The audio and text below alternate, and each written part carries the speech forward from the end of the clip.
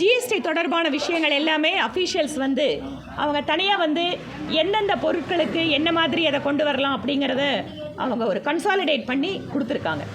இதற்கென்று தனியாக ஒரு அமைச்சர்கள் குழுவும் அமைக்கப்பட்டிருக்கு. ஜிஎஸ்டி தொடர்பாக இன்னும் இருக்கின்ற சிக்கல்களை எல்லாம் களைவதற்காக ஏற்கனவே ஒரு அமைச்சர்கள் குழு அமைக்கப்பட்டிருக்கிறது. கோயம்புத்தூரில் கிடைச்சிருக்கக்கூடிய ஜிஎஸ்டி தொடர்பான அத்தனை விஷயங்களும் அந்த அமைச்சரவை குழுவிற்கு சமர்ப்பிக்கப்படுகிறது.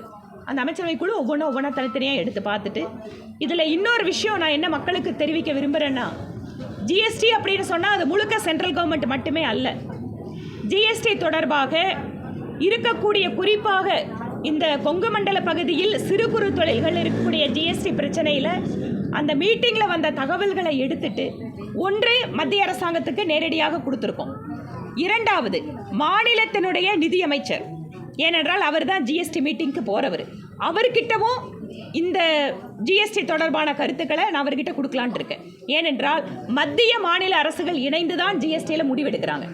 அதனால் மாநில அமைச்சரையும் இது தொடர்பாக சந்திக்கிறேன்.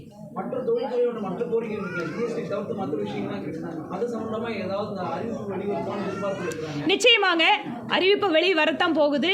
ஏனென்றால் ஒவ்வொருவரும் அந்தந்த குறிப்பிட்ட அமைச்சரவை தொடர்பான விஷயங்களை கொடுத்துருக்காங்க.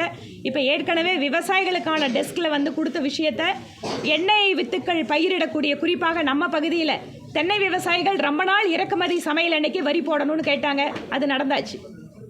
இப்போ தென்னை வளர்ச்சி வாரியத்தோட கொப்பரைக்கான குறைந்தபட்ச விலை நிர்ணயத்துக்கான குழு ஏற்கனவே கொண்டு போய் சப்மிட் பண்ணிட்டாங்க. அக்ரிகல்ச்சர் மினிஸ்ட்ரின்னு அடுத்த வாரம் பார்க்குறதா இருக்கேன். இது இல்லாமல் சிவில் ஏவியேஷன் மினிஸ்டருக்கும் ஒரு லெட்டர் எழுதியிருக்கேன். ஏர்போர்ட்டோட எக்ஸ்பென்ஷன் ஒர்க்கை சீக்கிரமாக ஆரம்பிக்கணும்னு சொல்லி அவரையும் நான் அடுத்த வாரம் நேரில் சந்திக்கிறேன்.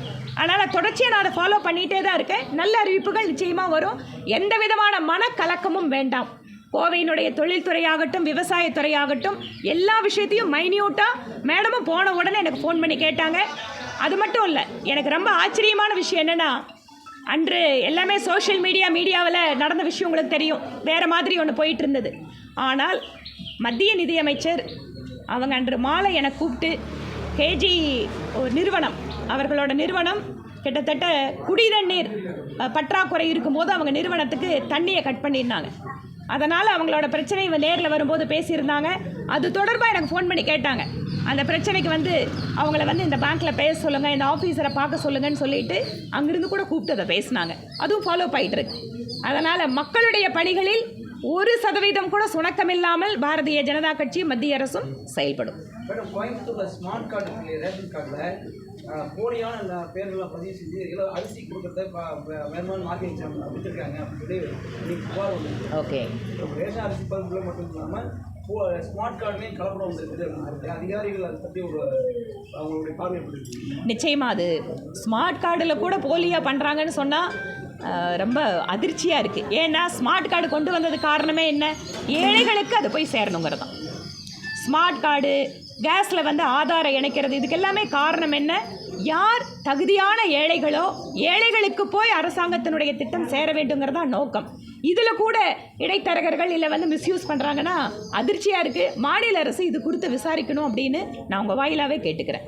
தமிழ்நாட்டில் அடுத்தடுத்து நடக்கும் என்கவுண்டர்ஸ், கோயம்புத்தூர்லேயும் நடந்தது, பட் என்கவுண்டராக இல்லை, காலில் வச்சுருக்காங்க. சட்டம் ஒழுங்கு சம்பந்தமாக பல்வேறு விமர்சனங்கள் எழுதிருக்கிற ஒரு சமயத்தில் என்கவுண்டர்ஸ் அடுத்தடுத்து நடக்குது. தமிழ்நாட்டில் சட்டம் ஒழுங்கு சரியில்லை, சட்டம் ஒழுங்கு வந்து மோசமாக இருக்குது அப்படிங்கிற விஷயத்தை அதிலும் குறிப்பாக கடந்த 3-4 மாத காலமாக நாங்கள் எல்லாரும் பேசிகிட்டே தான் இருக்கோம்.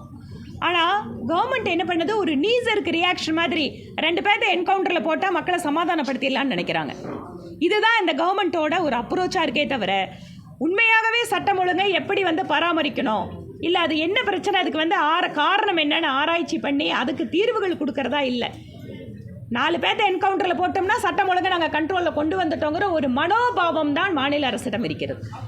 திருநெல்வேலி மாவட்டத்தில் வந்து அரசு உதவி பெறும் பள்ளியில் 2 பிரிவின் மாணவர்களோட சண்டை வந்திருக்கு. நேற்று பார்த்தீங்கன்னா ஒரு மாணவர் கத்தி, கடப்பால், ஆயுதம் அதெல்லாம் வச்சுருந்துருக்காங்க.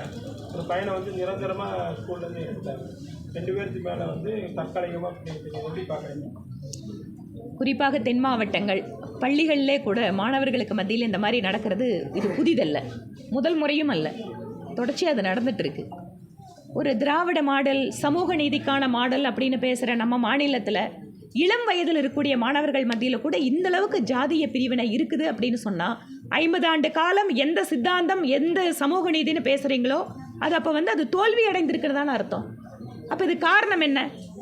நீங்கள் வெறுமனே சமூக நீதி பேசுகிறதால இந்த பிரச்சனையை உங்களால் மறைக்க முடியல, அதை மாற்ற முடியல. அப்போ இதற்கான தீர்வுகள் அப்படிங்கிறது தனிப்பட்ட மனமாற்றங்கள். இதற்கு எந்த முயற்சியும் எடுக்காமல் நாங்கள் சமூக நீதி, நாங்கள் திராவிட மாடல் அப்படின்னு சொல்லிட்டு பிரச்சனைகளை மூடி மறைப்பது தான் இந்த அரசாங்கத்தினுடைய வேலையாக இருக்குது.